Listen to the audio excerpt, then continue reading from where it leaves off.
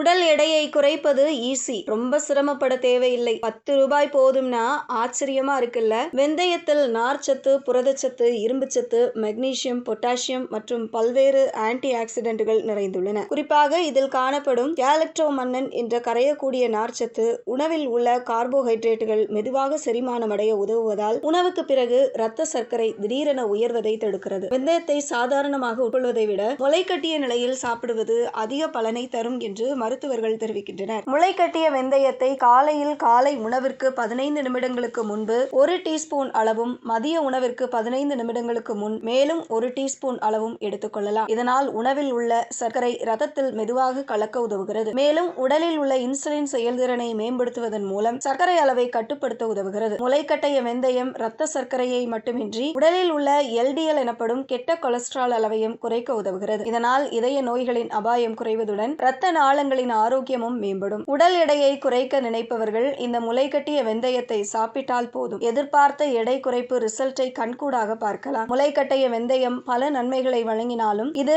நீரிழிவு நோய்க்கான மருந்துகளுக்கு மாற்றாக கருதப்படக்கூடாது. குறிப்பாக கர்ப்பிணிகள், நீரிழிவு மருந்துகள் அல்லது ரத்தம் உறையாமல் தடுக்கும் மருந்துகள் எடுத்துக்கொண்டு வருபவர்கள் மருத்துவரின் ஆலோசனை பெற்ற பிறகே இதை வழக்கமாக பயன்படுத்துவது நல்லது.